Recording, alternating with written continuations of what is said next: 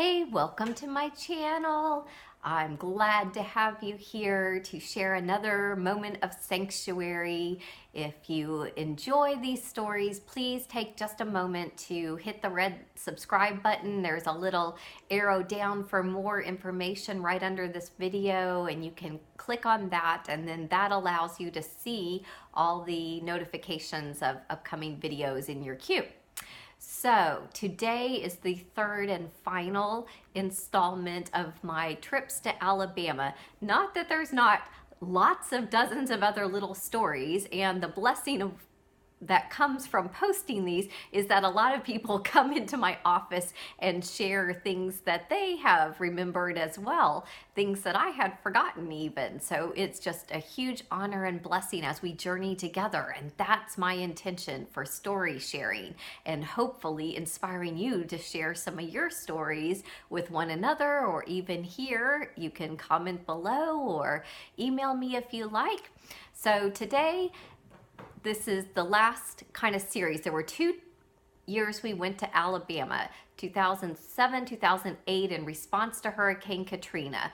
There were 9 different houses that we helped with, that we fixed roofs on, that we ended up taking out drywall and mold, that we were renovating a couple different trailers, that we were really just getting people back on their feet after that. And at the end of the second year, there was definite signs that the work in that area was almost done. So we felt very proud that we had a part of that. But it wasn't without some obstacles or challenges. I mentioned the heat and having to change the schedule sooner and sooner to deal with that. We also, this was probably mission trips 12 and 13 for me, and I had never had an issue medically speaking. I had never had any accidents or anyone getting violently sick or anything of that nature. So it was a little bit shocking to me that the first Alabama trip, I had a whole family go, and because the mom, the dad, the sister, and the brother were all going, they had one 4th grader who was a little too young to make the cut, but because her entire family was coming, we allowed Alyssa to come along too. And wouldn't you know it, that cute little 4th grader got her thumb stuck in the back of the door jamb, and the door shut, and broke her thumb.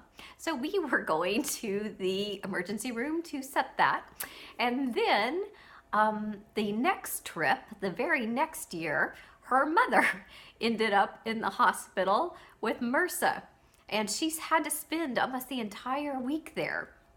She did remind us all on my Facebook page that she remembered Jim Green, the gentleman I had talked about earlier. She was complaining to him. He was one of the ones that visited her in the hospital and checked up on her, and she was like, what? I came here to do good and to help people, and I'm laying here in a hospital bed all week. What's up with that? And he said, well, you know, you are here and you're sharing your story and you're talking to people, and there's somebody here who needs to hear that. And wherever we are is where God can use us. And she's just noted how she always has kind of come back to those words and to that blessing, because isn't that true? We think we're going to do something, and we may be even all excited and ready to do something, and then something comes along and you're doing something else entirely. Mission trips have that happen a lot. On the free final day at the first Alabama trip, we were on the Gulf Beach, and we were going to have some watermelon because that's a great thing when it's super hot out. And one of my lovely youth, Travis, decided that the pocket knife blade, he didn't turn it the right way. So when he went to cut the watermelon, the blade came back and sliced into his thumb. So myself and Travis and Robert all went to the hospital, which I knew exactly where it was because I had taken said 4th grader child already to the hospital. So we got in the car, we went, we had some stitches.